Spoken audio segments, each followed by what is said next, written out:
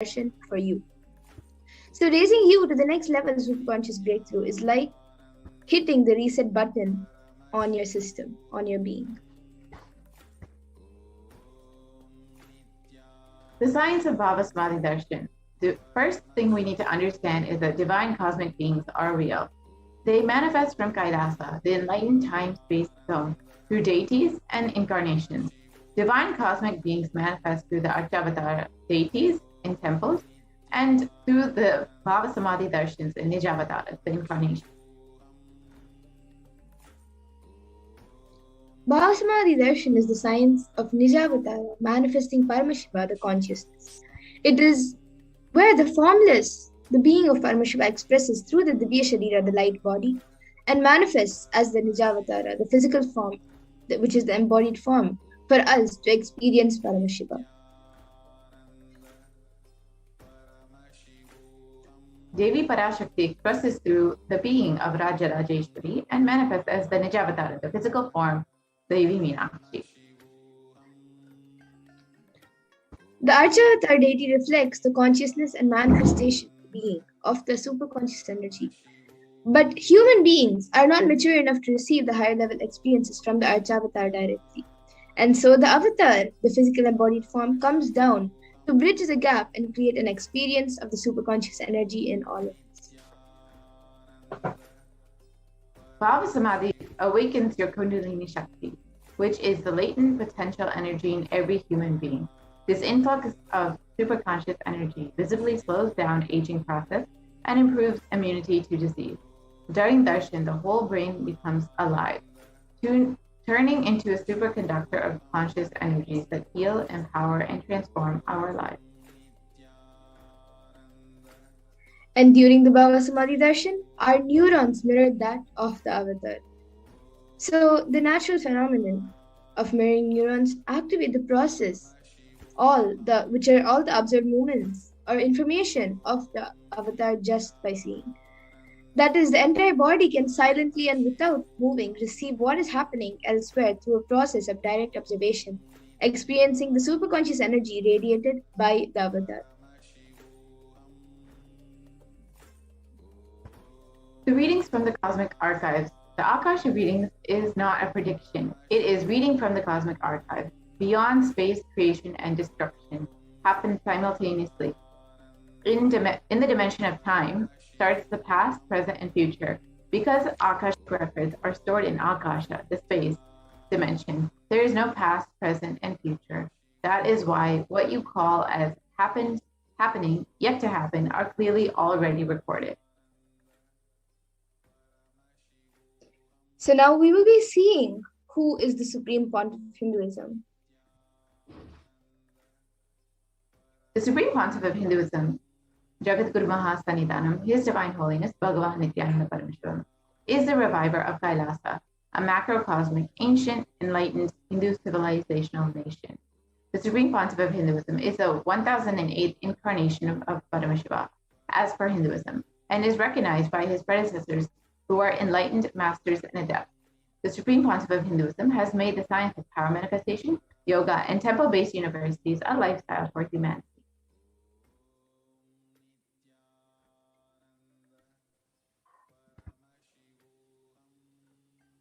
The Supreme Pontiff of Hinduism is ordained as the 233rd Guru Mahasannidhanam of Kanchi Kailasa Satvajnapita, Tathurne Mandale Adinam, is the incumbent emperor of Suryavamsa Surangi Samaraja, and is the present 293rd Jagadguru Mahasannidhanam of Kailasa Shamala Pita Satvajnapita, and is the present Mahamandaleshwar of the Mahanirvana Kada, the largest apex monastic order.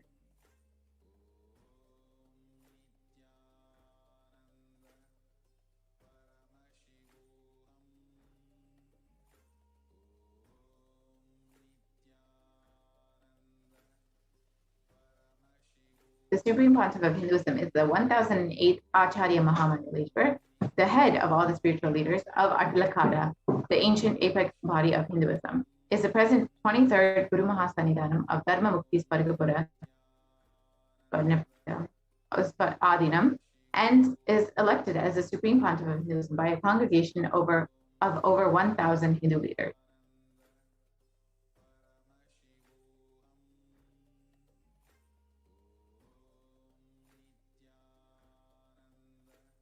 Supreme Pontiff of Hinduism, is revered as the teacher of Hinduism, most prolific, most viewed and read and watched. Has authored 300 books and 10,000 articles in 3 languages, Tamil, English, and Sanskrit, and has translated into 50 languages with over 1,000 titles.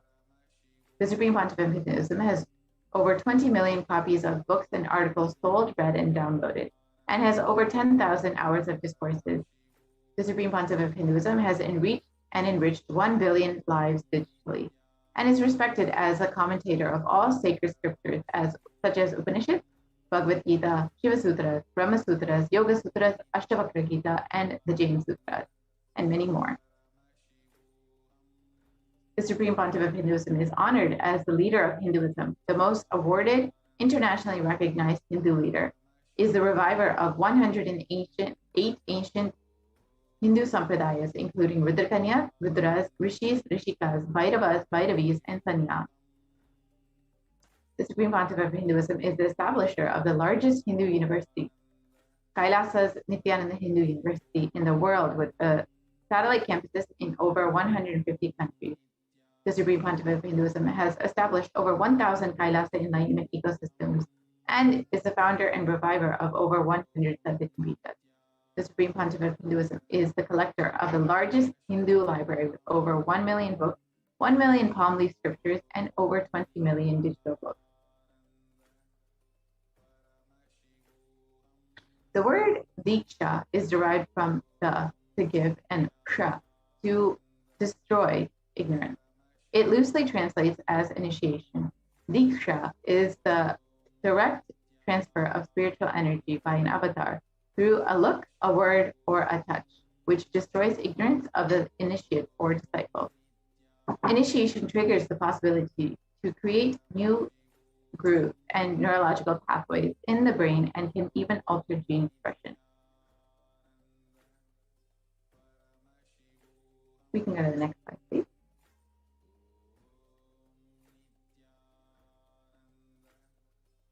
So now we will be entering into the demonstration of extraordinary powers after a short break.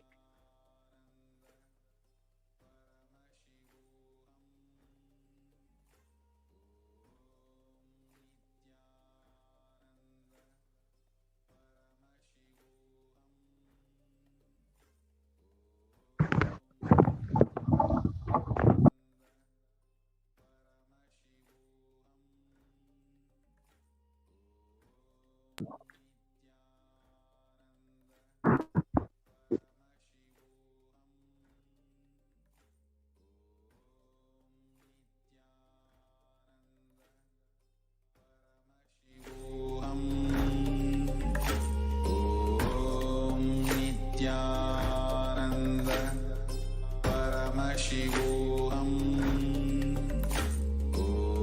Om Nithyananda Paramashivoham. Om Nithyananda Paramashivoham. Om Nithyananda Paramashivoham. Paramashivoham. Om Nithyananda Paramashivoham. Om Nithyananda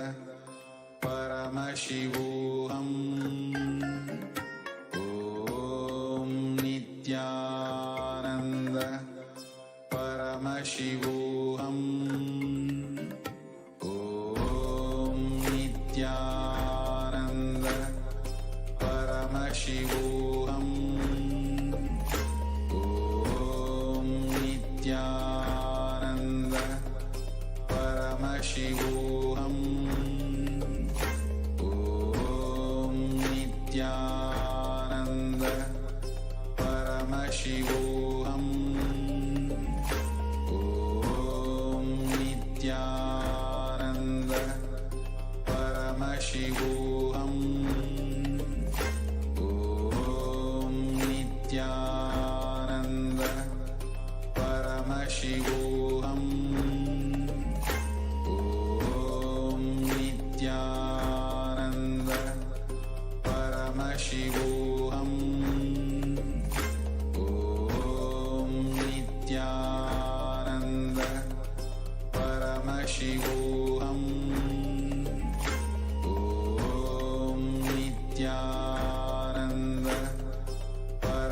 Paramashivoham. Om Nithyananda Paramashivoham. Om Nithyananda Paramashivoham. Om Nithyananda Paramashivoham. Om Nithyananda Paramashivoham. Om Nithyananda Paramashivoham. Om Nithyananda Paramashivoham. Om Nithyananda Paramashivoham. Om Nithyananda Paramashivoham. Om Nithyananda Paramashivoham. Om Nithyananda Paramashivoham. Om Nithyananda Paramashivoham. Om Nithyananda Paramashivoham. Om Nithyananda Paramashivoham. Om Nithyananda Paramashivoham. Om Nithyananda Paramashivoham.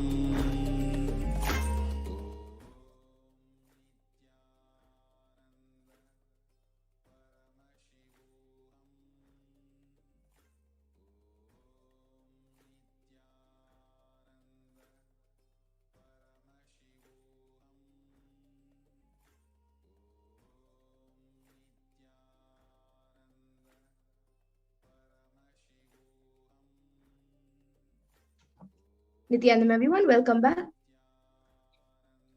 We all just saw who is Devi Parashakti, what are the Akashic readings, what benefits we're going to get from this program, and also who is the Supreme Pontiff of Hinduism.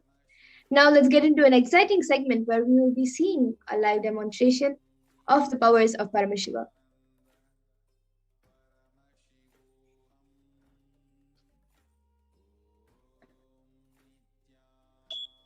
The Balasans, Nityananda Yogis, the initiated disciples of the Supreme Pontiff of Hinduism, will now be demonstrating the powers of third eye and sharing with all the experiences and results of the extraordinary manifestation of the divine powers awakened in us through the Diksha initiation.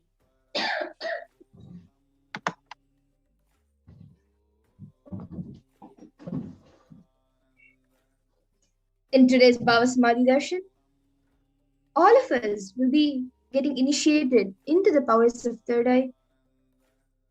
We will be getting initiated into the following powers of the third eye, which is reading with the eyes blindfolded. The third eye is a cosmic browsing center located between the brows, which upon initiation, one can effortlessly express powers and see through the third eye, just as you would with your two eyes. So with the grace of the Supreme Pontiff of Hinduism, all of us will be getting initiated into these powers.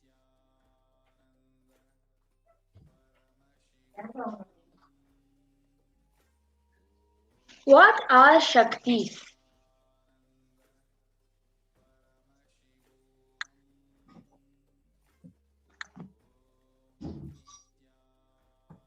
In the Veda Agamas, the source scriptures of Hinduism, Paramashiva reveals in elaborate detail that every human being is hardwired to be able to manifest 463 plus extraordinary Shaktis, the divine powers. Manifesting powers, Shaktis, are described as a system, method, and science for human beings to explore the various possibilities and powers and have access to various states of consciousness. Shaktis manifest from the fundamental cognition that you are a divine, you need to manifest divine, and not that you are a man and you need to reach divine.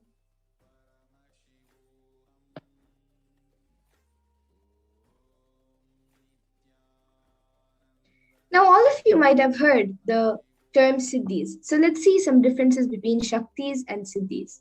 Shaktis, expressed from the space of enlightenment as a side effect of feeling connection with the divine and high integrity with the Guru, and are a source of enlightenment, whereas Siddhis are powers that manifest from tapas or penance for enlightenment and are on the path of enlightenment.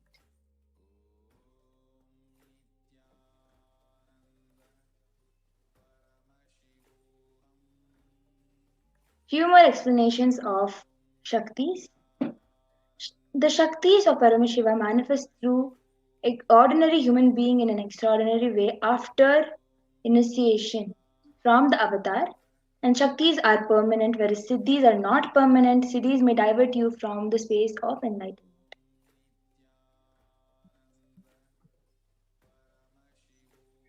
And the source of these Shaktis, Paramashiva, is the primordial divinity in Hinduism, the ultimate reality and cause, which is self-effulgent, Swayam Prakasha, all-pervading, unchanging beyond time, space, form, and causality. As the fundamental base of Avyakta, the unmanifest, and Vyakta, the manifest existence, he performs the Panchakritya, or the five cosmic acts of Shrishti, creation, Sthiti, sovereign rulership and maintenance, Samhara, rejuvenation, Trobhava, pulling out a delusion, and Anugraha, liberating grace for all living entities.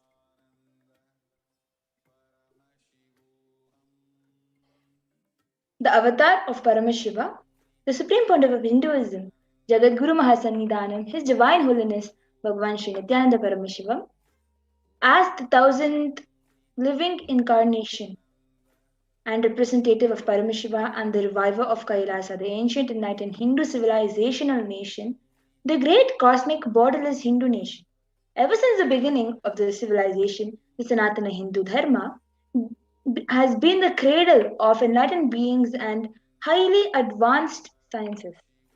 It was where the science of enlightenment and powers, the Shaktis, was lived and taught as a lifestyle for the first time in modern day. The Supreme Pontiff of Hinduism is reviving these yogic sciences and transmitting it to the world at a record breaking pace never accomplished before.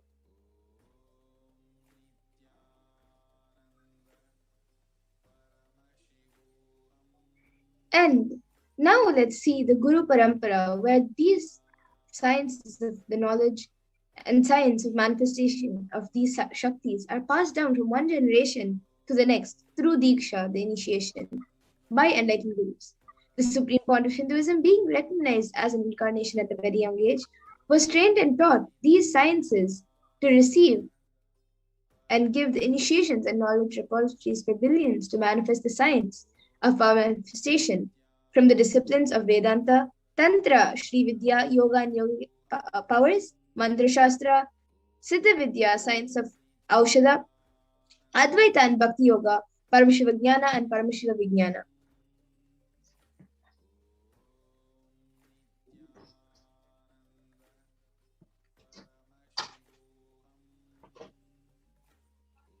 So how do we awaken these?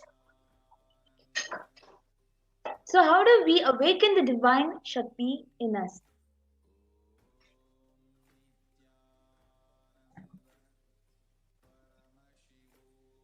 Every ultimate truth, jnana, is mapped into your consciousness, prajna, and manifests as a possibility and power of every being, which is prajnana.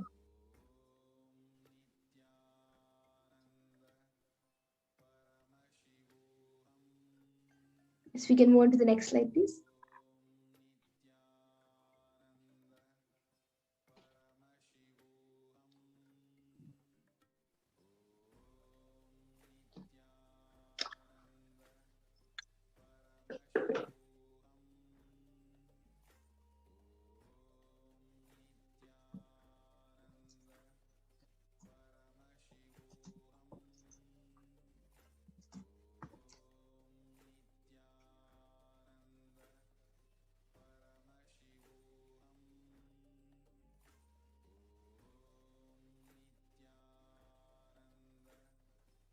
So the science of power manifestation is authenticated through four aspects or evidences, the pramanas. The Shastra Pramana, being the eternal unchangeable truths revealed in the source scriptures, Apta Pramana, which is the experiences and results of aptas or authorities of Hinduism, the Vedic rishis and scientists who time tested and verified the science.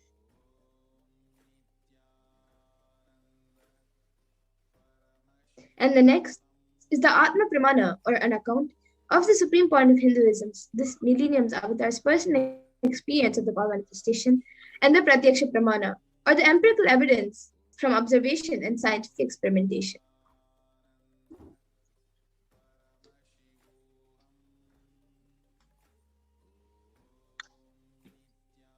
The Vedagamas are the living applied science. Vedas are the ultimate superior authority for Hindus. Vedas are pure science where the ultimate truths are explained. And the Agamas are the scriptures where the applied technology, the applied science is expanded. Vedas and Agamas, the Vedagamas are given the status of Shruti as they are directly revealed by Paramashiva. As they are directly revealed by Paramashiva, they are the ultimate, eternal, unchangeable truths. A reference cited from these Shastras or source scriptures is called the Shastra Pramana.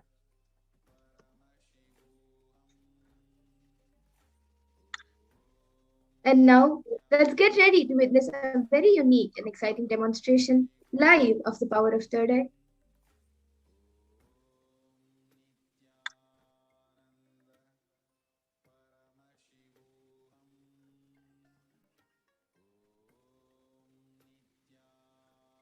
Third eye power of seeing through the third eye. So, the Shastra Pramana, the scriptural reference to manifest the powers of third eye. Kapalantarmanonyasa tishthanmirita-lochanaha kramena manasodadyat lakshaye lakshamuttamam. By fixing the mind on the inner space within the crown center and sitting stably without any movement, having the eyes closed in succession, by that stability of the mind and inner space, through the power of third eye, one directly sees the ultimate goal, Lakshyam, by having the vision beyond the sight that reveals any object or place attaining the space of oneness with the source Paramashiva.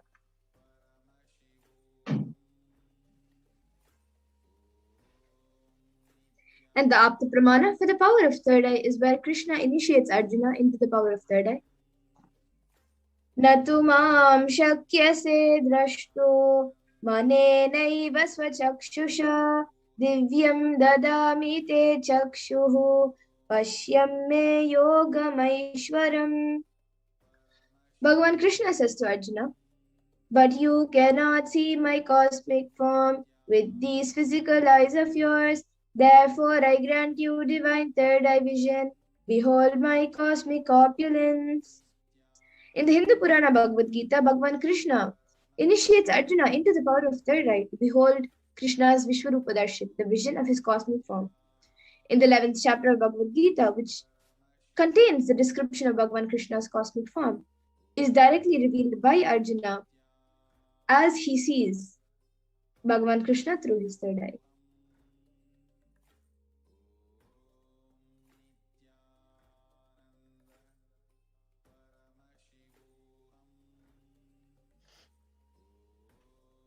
The Atma Pramana, where Swamiji himself is sharing in Swamiji's own words, the first experience is that I was able to see everything around me, above me, the whole 360-degree, 10 directions, below me, everything. I realized not only I was able to see, I was able to feel, experience all of that as me.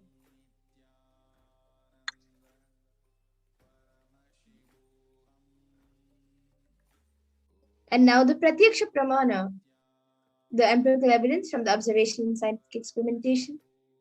Using a PET, a positron emission tomography, the supreme point of Hinduism himself was tested, his brain waves were measured, and it was measured that when doing daily activities, there was high activity measured in the brain where the third eye is located, and when in the deep state of samadhi, Only the third eye region is active and almost 90% of the rest of the brain was at peace.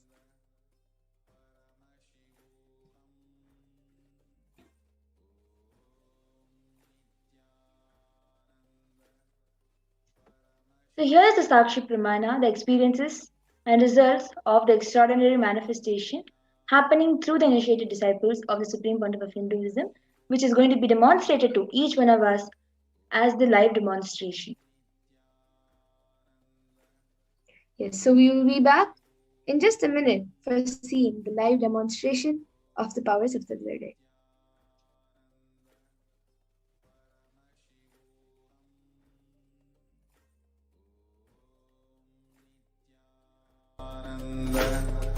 Paramashivoham. Om Nithyananda Paramashivoham. Om Nithyananda Paramashivoham. Om Nithyananda Paramashivoham. Paramashivoham.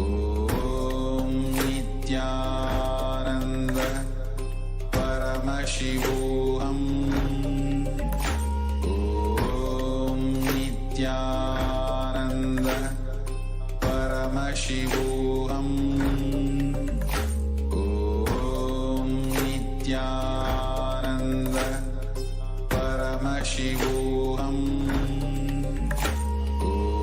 Om Nithyananda Paramashivoham.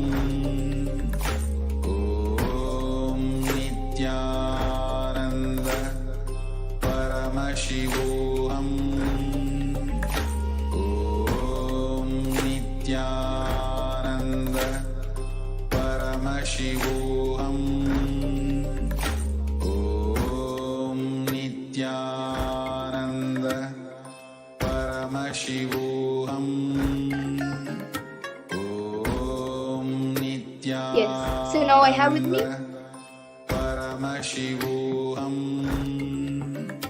Om Nithyananda Paramashivoham.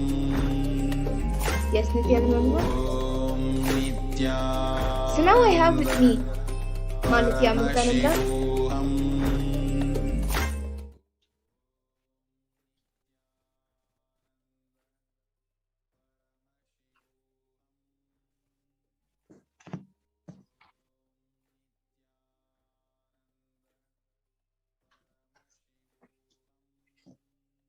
So I have with me Nithyananda, and today she will be tying the eye-band on me, which I will be using for the power of third eye. So this is the eye-band we will be using. I will be tying, Amrita will be tying it on my eyes, and this is certified by ophthalmologists. So this is a thick opaque plastic sheet in the front, and in the back we have thick black sponge, which will not allow any type of light to enter through anywhere. So if you can see, there are no gaps anywhere. And now Amrita will be putting this eye band on me, on my eyes. And once that is done, any of you in the YouTube comment section, any of the viewers, you can put your comments in the YouTube comment section and I will be reading it. So you can put it on Mano.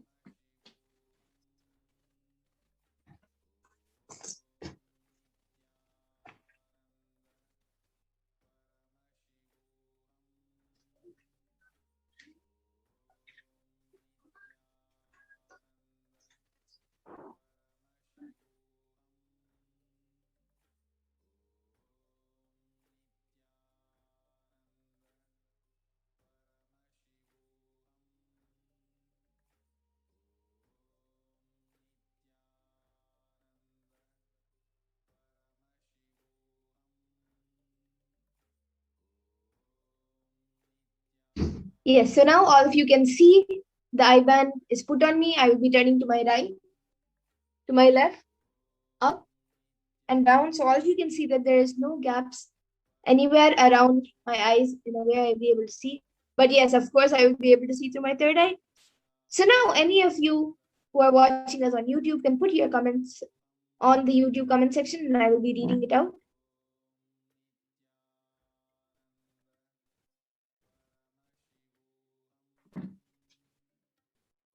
Yes, so we have the last comment, I think, from Maris Grigor Chiefs. Welcome to Kailashian's Bronze. And before that, we have Nusra AI Ansari, who has put 5 emojis. The first one is a emoji with 3 hearts, and then the next one is an emoji with heart eyes, then 2 hearts, and then a namaskar emoji. Yes, so do we have any upcoming comments?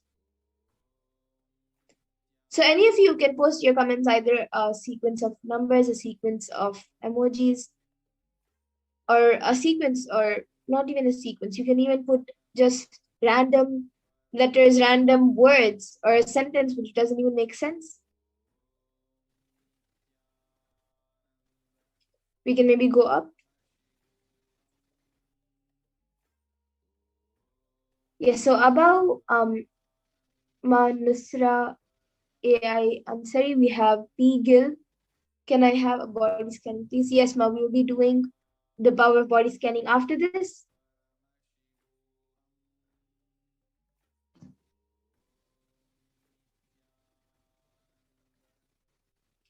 And in the meantime, when we wait for some comments to come,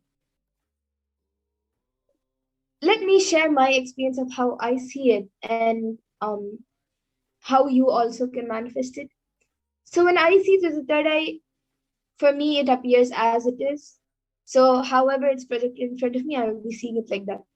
But for many others, and when you start manifesting power, even for you maybe, either it'll appear as it is, or it'll appear as words or pictures.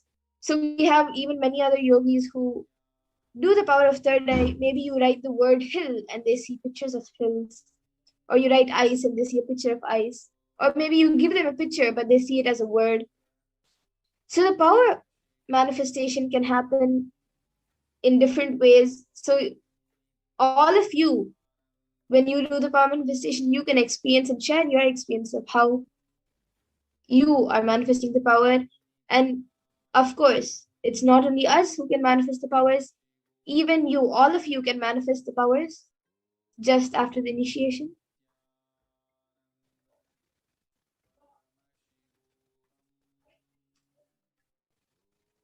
Okay, Ma Amrita, why don't you show some hand gestures or something and I can maybe copy it?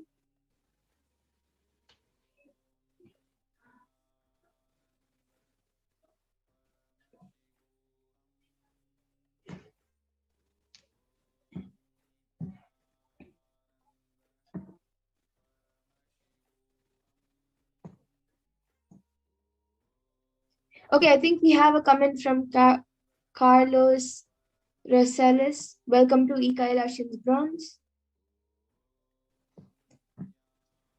Yes, Mamita, you can show a hand gesture. Okay, so you're showing this. And then now you're showing this.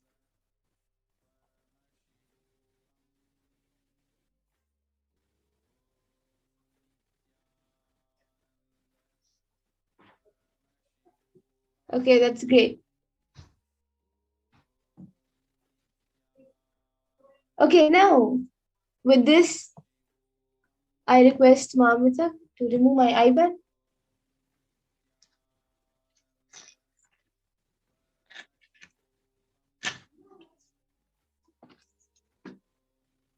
Yes. So now, all of us will, yes, so all of you can see the eyeband. It is just as it was when we had showed you before. And now we will be moving on to the next power, the power of body scanning. We will be back in just a minute for the power of body scanning. Paramashivoham. Om Nithyananda Paramashivoham. Om Paramashivoham. Om Nithyananda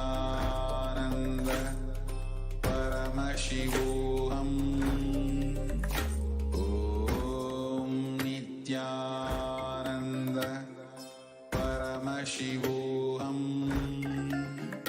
Om Nithyananda Paramashivoham. Om Nithyananda Paramashivoham. Om Nithyananda Paramashivoham. Om Nithyananda Paramashivoham. Om Nithyananda Paramashivoham. Om Nithyananda. Yes, so now we will be getting into the power of body scanning. Om Nithyananda Paramashivoham. And in this power of body scanning, it awakens the ability to scan any illnesses, diseases, or medically diagnosed issues and provide solutions through the awakened third eye. Om Nithyananda Paramashivoham. Om Nithyananda So I will be chanting the Shastra Pramana for the power of third eye.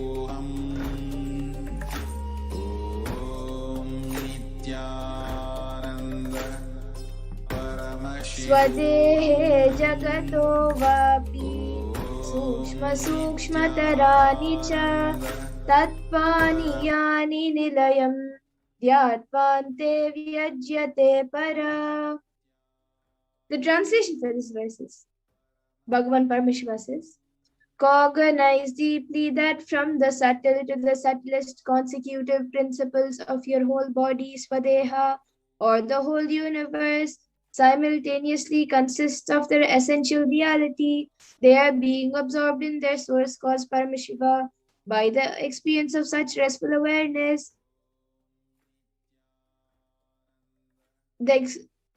One becomes complete from all thoughts, and the ultimate universal divine power, Paradevi Adi Shakti, is revealed, and the supreme power manifestation happens. And the next is the Apta Pramana for the power of body scanning. It is from the life of a Siddha. Terayar was a Siddha and one of the most prominent disciples of Agathir. One day, a man suffering from a severe headache comes to Agathir and asks for healing. Agathir uses the power of body scanning and identifies the root cause of the headache. He reveals that there is a small frog, Terai, sitting in the person's brain. Agathir immediately instructs Terayar, his disciple, to perform an open-head surgery and remove the frog. After the surgery is completed successfully, the person is healed and cured of the headache. Thus, he gained the name Terayar.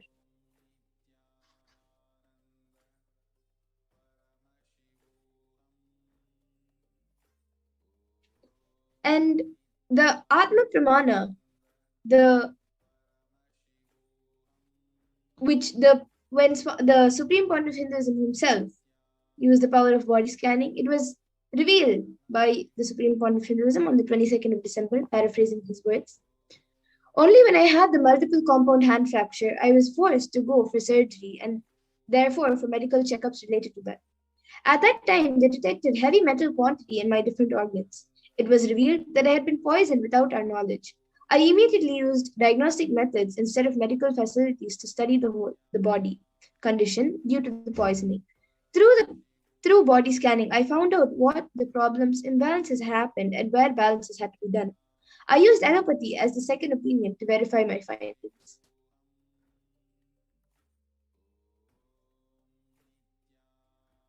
And now you can see it. The Sakshi Pramana, the experience of few of the thousands of disciples who have been initiated into the power of body scanning by the Supreme Point of Hinduism. You can see their experience being shared on the screen. a few screenshots of their experience, which they have shared. And now, let's get into the power of body scanning.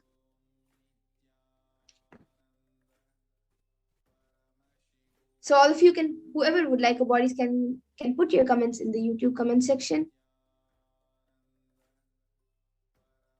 I see Ma Pigil, who had asked for a body scanning before. So Ma Pigil, I will be scanning your body now, Ma. I will be chanting the Mahavakya and starting. Om Nithyananda Paramashivoham. Om Nithyananda Paramashivoham. Om Nithyananda Paramashivoham. Yes, Sama people, I was able to see that in your body there is a lot of stress being put on your entire body. Like it's more psychological and mental stress which is affecting your entire body.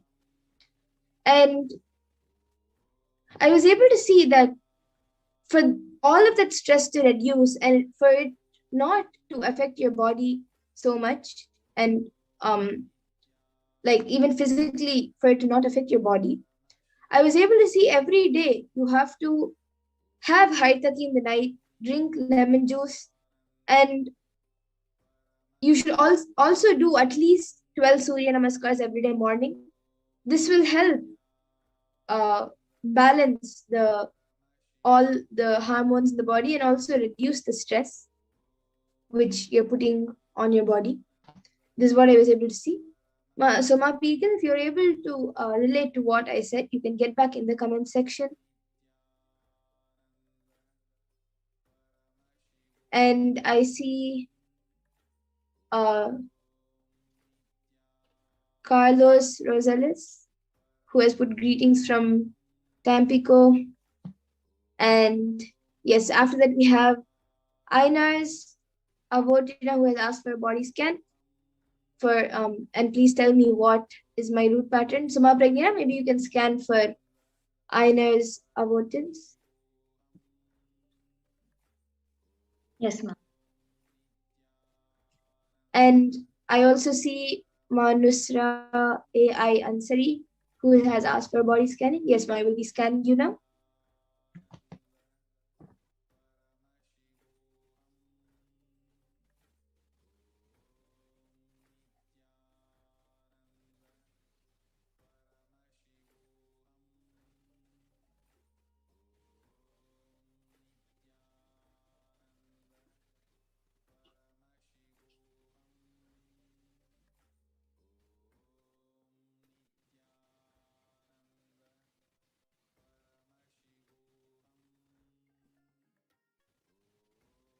Yes. So, Ma Nusra AI Ansari, I was able to see when I scan your body, I was able to see that in your legs, the blood circulation and also the weight which is being put on your legs, like even from within the body weight and also from outside, like the things you keep on your lap or the things you basically the things you keep on your lap. I was able to see there's lots of weight being put on your legs. So I was able to see that you have to somehow bring down the weight which is being put on your legs, and that will also heal the blood circulation happening in the legs.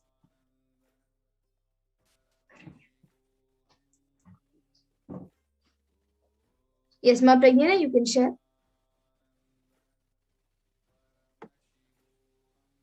Yes.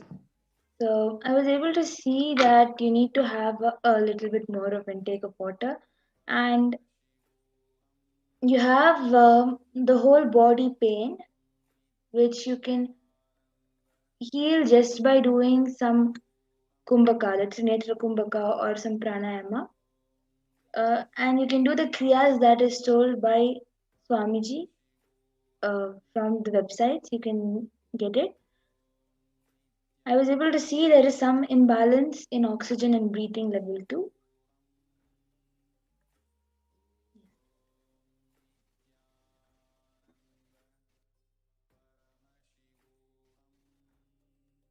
Yes, and Ma Nusra AI Ansari, I was also able to see that the root patterns, which I was able to see, is that you are holding a lot of fear inside you, and that fear is causing a lot of anger and lots of like you try defending yourself always as the first reaction to everything around you. So you either get angry and irritated at something, or you start defending yourself, and that the root is because there's a lot of fear which you're holding inside you. And the solution I was able to see for this is every day do you can maybe watch some completions where Swamiji speaks about going beyond fear, and also do the completion process which Swamiji speaks about in those satsangs. And this is what I was able to see as the best solution for you to get over the fear and your root patterns.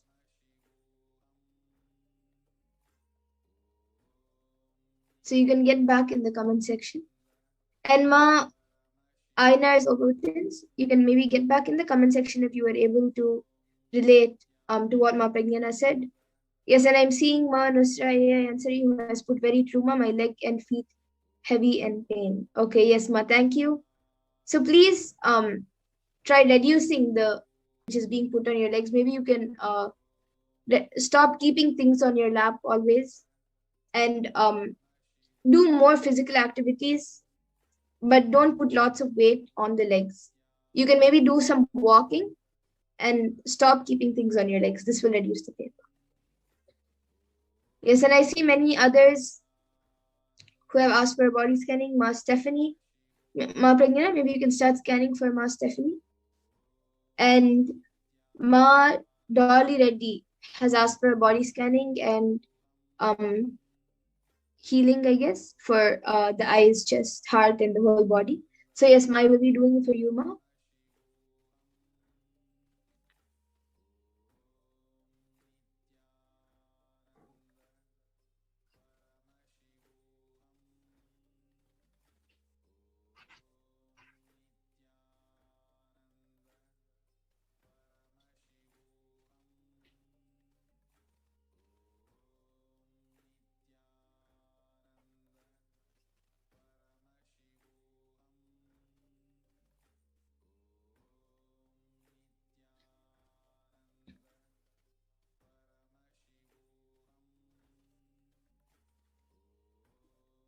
Yes, so Ma Dolly Reddy, I was able to see that for you, like all the problems that you think you have, like either in your eyes, your chest, your heart, anything, wherever you feel that you have problems, it's actually more mentally that you're thinking it's a big thing, or you're thinking that it's a major problem.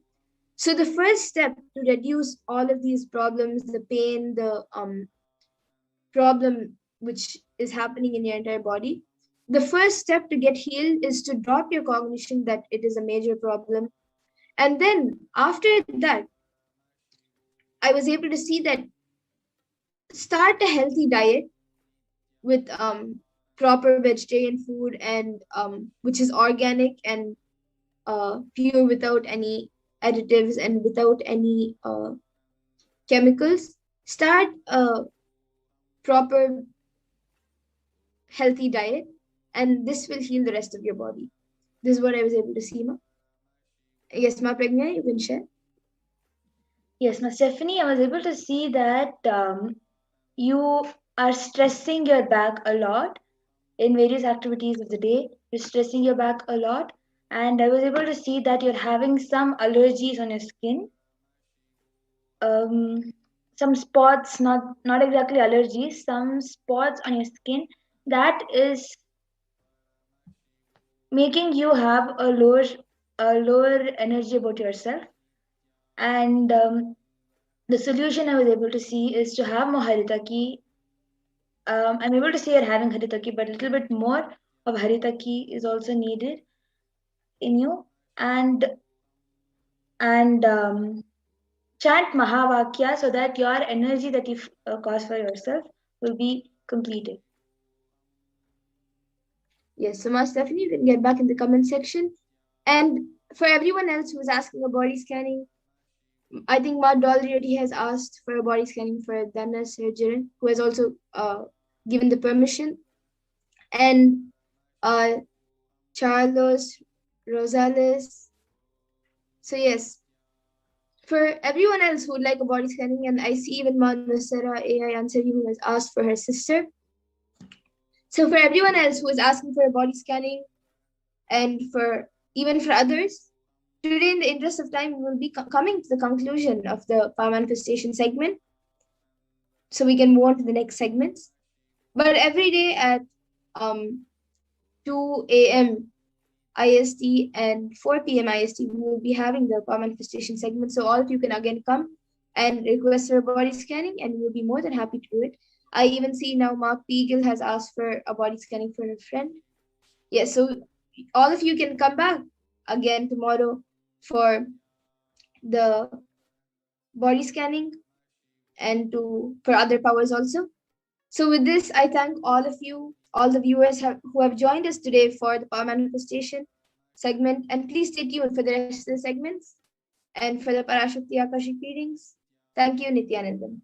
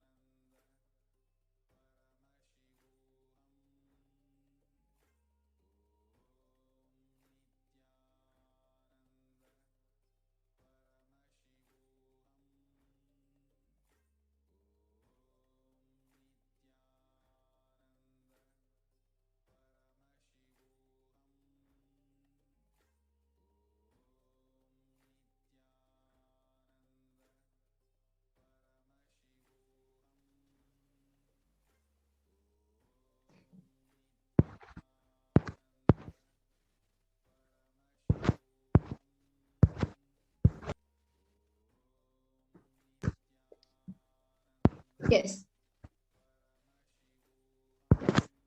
Next slide, please.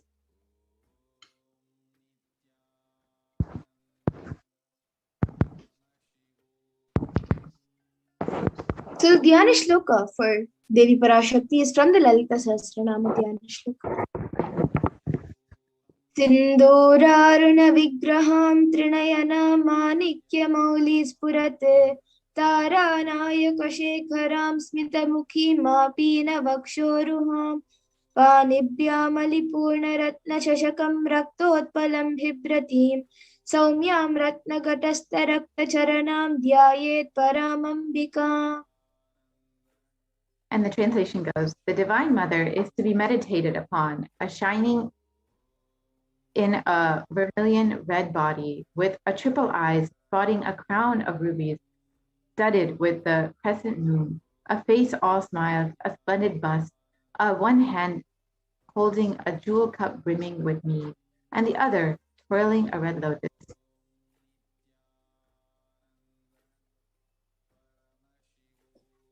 Arunam karunam tarangatakshim dritapashankushapushpabanachapam animadhiviravrita mayukai rahamityeva vibhavaye bhavani. I meditate on the great Empress. She is red in color, and her eyes are full of compassion, and holds the noose, the goad, the bow, and the flowery arrow in her hands. She is surrounded on all sides by powers, and such as Anima, and she is a self within me.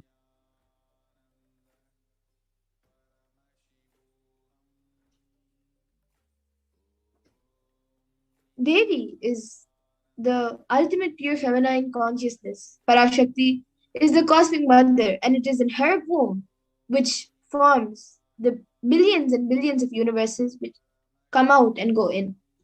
It is the source where the Big Bang and black holes go on and on. Parashakti is the source Shakti, the source energy, the source power from which all of us came. All of us are in even now, and all of us are going to merge into. Out of her extreme love and compassion, Parashakti herself is manifesting through the embodied form as the Nijavatara of the Supreme Pontiff of Hinduism, Jagadguru Mahasannidhanam, His Divine Holiness Nithyananda Paramashivam, gracing us, answering all of our questions, attending to our prayers, giving boons, healing us, revealing our past, present, and future, delivering profound spiritual truth, and ultimately giving us the experience of Paramashivoham itself.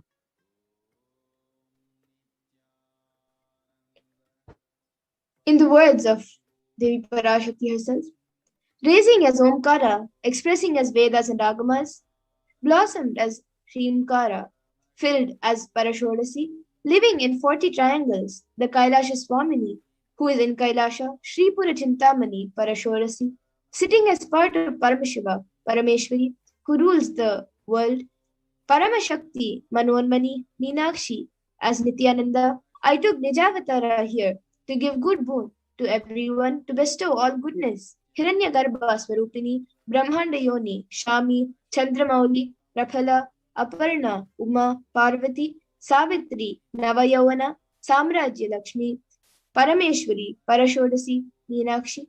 Taking the form of Nithyananda, I came here as Nijavatara. With great compassion, I am blessing. Listen, people. To do good to all of you, I took the form of Nithyananda and came down as Nijavatara.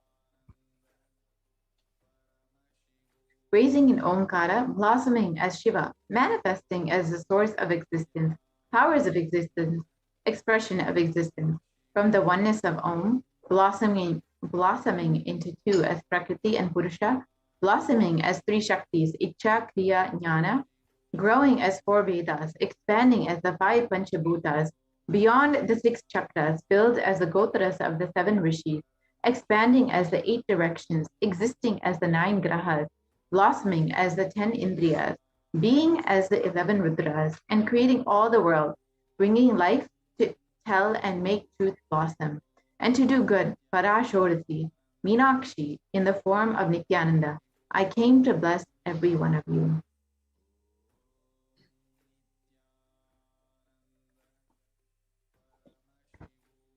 So now let's see how to receive Devi Parashakti. Literally, you are seeing Paramashiva and Parashakti at that moment. She is there on your screen, so always receive her very traditionally. All of you can keep 2 betel leaves, 1 banana, 1 betel nut, and 1 coin in front of the screen as you watch Devi. A coin is considered the traditional dakshina in Hindu tradition. It can be the lowest value in India. It can even be 1 paise. In USA, it can even be 1 cent. I am not trying to monetize. Keep even 1 cent, it is okay. So for 100 days, if you have the darshan, it will add up to $1. In India, even 1 paise is okay. Offer that to Devi. After darshan is over, do namaskar and eat the banana, betel leaf, and betel nut. Take it as prasadam immediately. Collect those coins and send them to the LA temple. This betel leaf, betel nut may look too small, but in few days you will see how much it adds to your sentiment, that really, she is there. You will not take Devi darshan for granted. Rituals will break your monotonous, unconscious mentality and lifestyle, and remind you and raise you to the powerful cognition. It will break your unconscious behavior.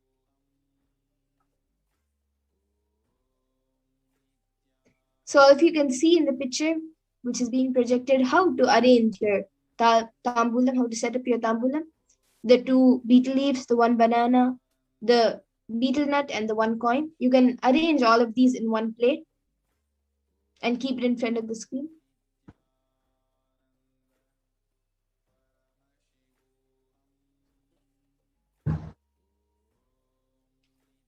And now we will be seeing what is the Akashic readings.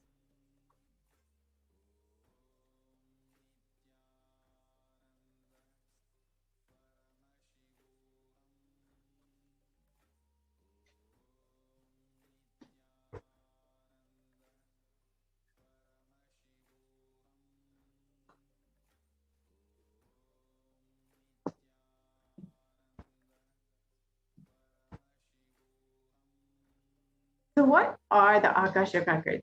The Akashic records are records created in space. Whatever has happened in time is there as a file. Nothing can be destroyed. Please understand, none of your actions, thoughts, plans, emotions, words, nothing can be destroyed. Akashic records are the cosmic archives of everything happened, happening, will happen.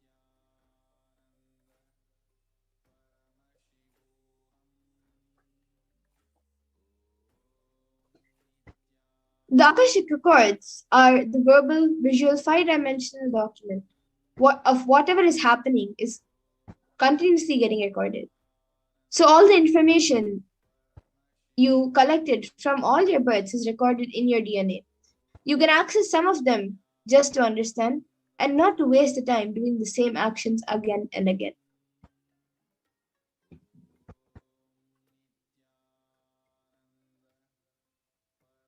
So what is an Akashic reading? It is not a prediction. It is a reading from the cosmic archive.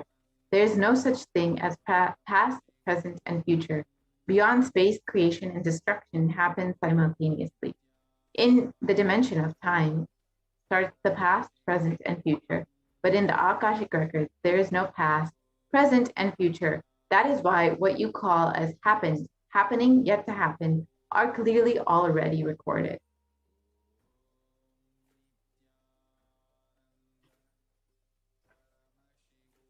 What is Akashic readings in Swamiji's own words? Nobody has the right to comment on these readings. Nobody has a right to manipulate these readings. Nobody has a right to interpret, comment these readings. They are complete unto themselves, for nobody to live in time, in tune with the cosmos. The Jivan Mukti, living enlightenment, does not need any special practice other than listening to these great readings again and again.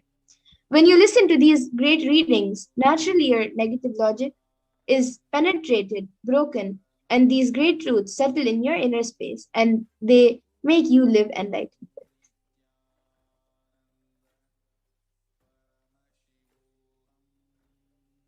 As the avatar of Paramashiva has graced humanity with the blessings and darshan in the form of Devi Parashakti, revealing answers to questions to the yearning of seekers as solutions, breakthroughs, and liberating humanity from pain and suffering. Any answer given by Parashakti is not just an answer, but a karmic breakthrough for the receiver.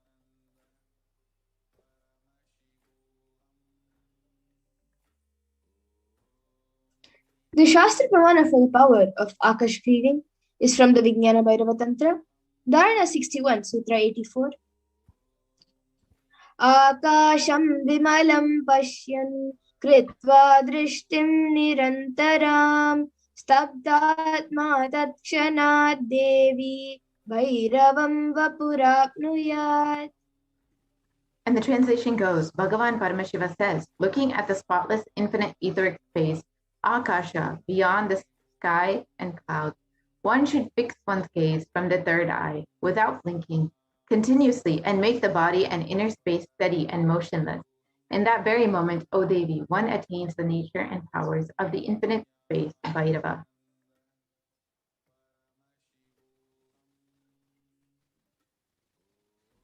The Apta Pramana for the power of Akash reading is from the Hindu Purana Mahabharata, which narrates the story of the great sage Maitreya, who reveals the secrets to Vidura, the story of his birth in human form and reasons of all his sufferings. Sage Maitreya accesses the Akashic gods and tells Vidura that he was not an ordinary man, but was in fact an incarnation of Yamaraja, the Lord of Death. He was to play a part of a so-called Shudra for 100 years, being cursed by Manduka Muni.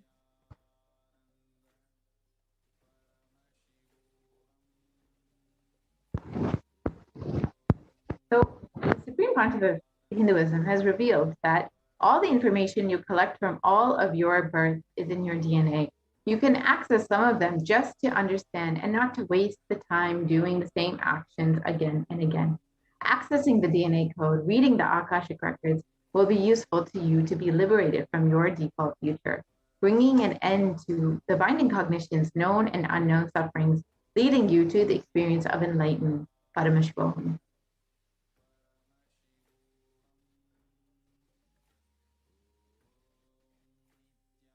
Only the avatar can alter the Akashic chords. The initiate Balsans can, of course, use the Akashic chords after the initiation. However, only the avatar can alter, edit, upgrade, and change the Akashic chords.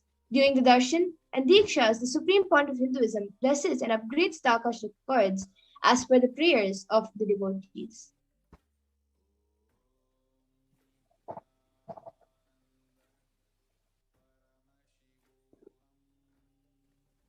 So what can you learn from the Akashic records?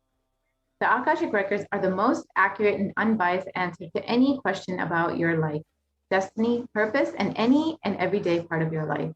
You can be spiritually healed and physical and emotional problems with just a look or word. You can understand the reasons behind your life's happenings and receive blessings to fulfill your right desires. You can get the clarity to redesign your future even.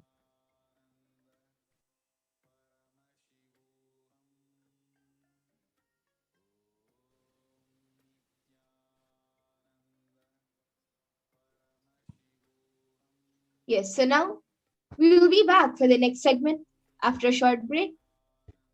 All of you can stay tuned.